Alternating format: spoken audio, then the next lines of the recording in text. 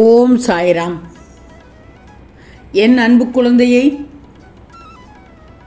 நாளை புதன், பொன்னான புதன். ஆம் தங்கமே, உன் வாழ்க்கையில் ஒரு அற்புதம் நடக்கப் போகுது. இதை கேட்டு சந்தோஷமாக தூங்கு தங்கமே. யாரையும் நினைத்து மனதை ஏக்கம் கொண்டதாக மாற்றி வைக்காதே. யாரை நினைத்தும் வேதனைப்பட்டு கொண்டும் இருக்காதே. ஒவ்வொரு நாளும் செல்ல செல்ல உன் மனதானது ஒரு அனுபவத்தை பெற்றுக்கொண்டு எப்படி இருக்க வேண்டும், எப்படி இருக்கக்கூடாது என்று உன் மனம் ஏற்றுக்கொண்டு அதன்படி நடக்க வேண்டும். இந்த உறவு அப்படித்தான், அந்த உறவு அப்படித்தான் என்று நினைத்து கொண்டு யார் தேவையோ வச்சுக்கோ, யார் தேவையில்லையோ விலகி வச்சுக்கோ.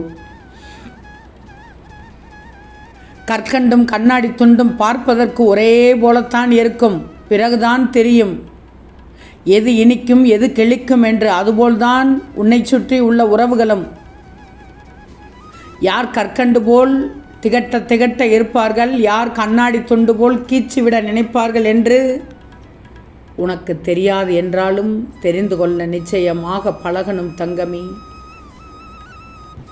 ஏன்னா உடன் பிறந்தவர்களாக இருந்தாலும், நண்பர்களாக இருந்தாலும், கணவன் மனைவியாக இருந்தாலும், ஏன் பெற்ற குழந்தைகளாக இருந்தாலும், பேரன் பேத்திகளாக இருந்தாலும் கூட, எந்த உறவுகளாக இருந்தாலும் அவர்களது பிறவிக்குணம் ஒருபோதும் மாறாது. எதை செய்ய வந்தார்களோ அதை செய்வது தானே அவர்களின் விதி. இதை நீ மாற்றி அமைக்க முடியுமா? ஒதுங்கி நின்று பார்.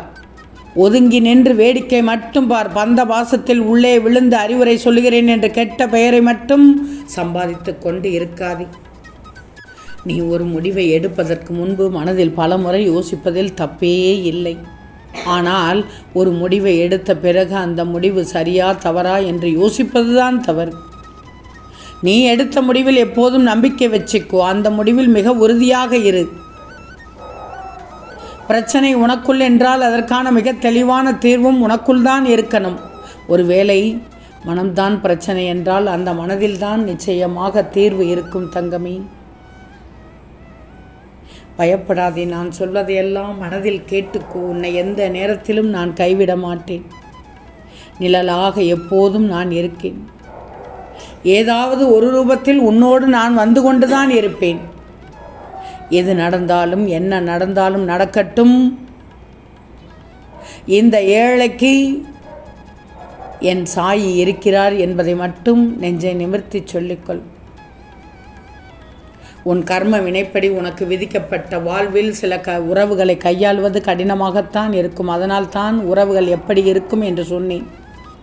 கற்கண்டும் கண்ணாடி துண்டும் என்று. அவர்கள் அவ்வப்போது சுயநலமாக நடந்து கொள்வதை பார்த்து நீ கவலைப்பட்டு கொண்டிருக்கிறாய். இங்கு எதுவும் உன்னுடையது இல்லையே தங்கமே.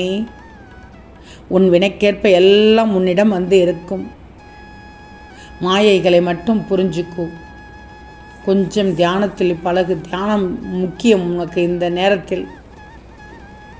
அதுதான் உன் வாழ்க்கை இறுதி வரை அழகாக கடக்க உதவும்.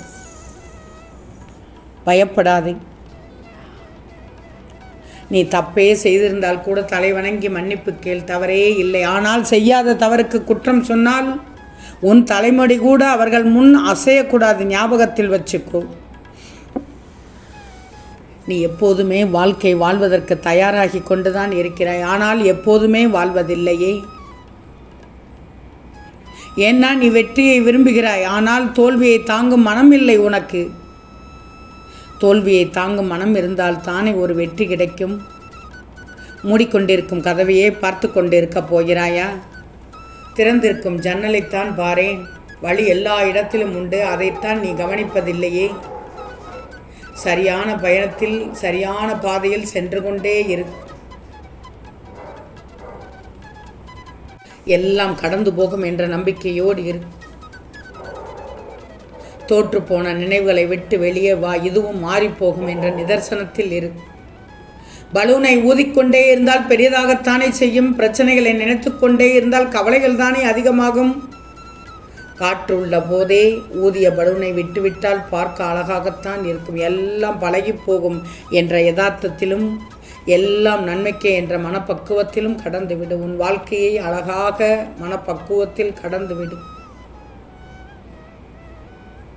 தாங்க முடியாதாக இருந்தாலும் கடந்துவிட முடியும் என்ற நம்பிக்கை உன் மனதில் அப்போதான் வரும். இதற்கெல்லாமா போய் வருந்தினோம் என்று உன் மனம் லேசாகிவிடும். இறுதியில் வாழ்க்கையில் பிரச்சனை என்பது மனிதனுக்கு இவ்வளவுதான் தங்கமே. மலை போல் வந்து பனி போல் விலகிவிடும். ஆனால் மலை போல் வந்ததை மலை போல் குவித்து வைக்கக்கூடாது. பனி போல் விலகுவதற்கு உண்டான வழியை நான் காண்பிப்பேன். வாழ்க்கை என்றால் 1000 இருக்கும் தங்கமே. அவ்வப்போது மனம் துவண்டு விடத்தான் செய்யும். அப்போதெல்லாம் சந்தர்ப்பத்திற்கு தகுந்தபடி போனது போய்விட்டது என்று நினைச்சிக்கோ. இனி என்ன நடக்க வேண்டும் என்று அதை பற்றி மட்டும் பேசு. அதை பற்றி மட்டும் பேசு.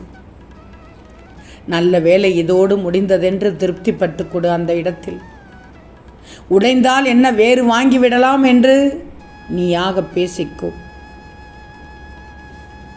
செல்கிறவர்கள் 1000 சொல்வார்கள், எல்லாமே சரி என்று எடுத்துக்கூட முடியுமா? பணம் தானே போனது, கைகால் இருக்கு, மனதில் தெம்பு இருக்கு, சம்பாதித்து விடலாம் என்று சொல்லிக்கோ.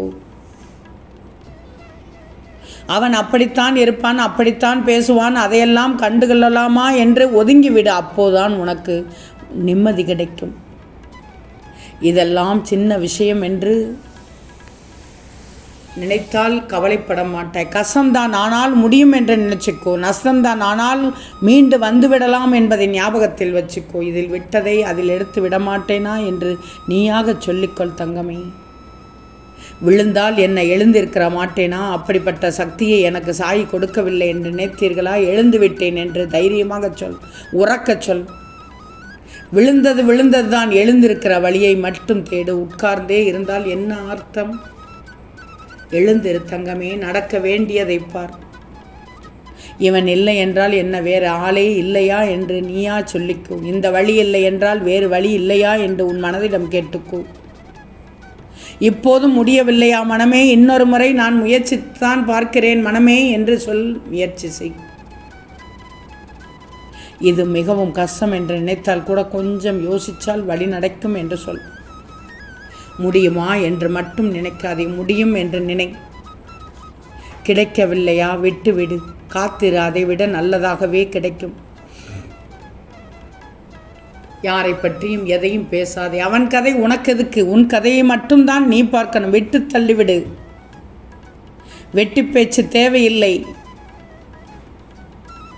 உன் வேலை தலைக்கு மேலே இருக்கிறது. திருப்பி திருப்பி அதையே பேசாமல் முடிந்து போன கதை என்று நினைச்சு சும்மா யோசித்து கொண்டே இருக்காதே. குழப்பம் மட்டும்தான் மிஞ்சும். வேகமாக உன் வேலையை ஆரம்பி. நான் இருக்கிறேன். நிச்சயம் நாளைய விடியல் உனக்கான விடியலாக இருக்கும். ஆம் தங்கமே, நிச்சயம் நடக்கும். நல்லது நடக்கும். நல்லது மட்டுமே நடக்கும். அது நன்மையாகவே இருக்கும். ஓம் சாயிராம்.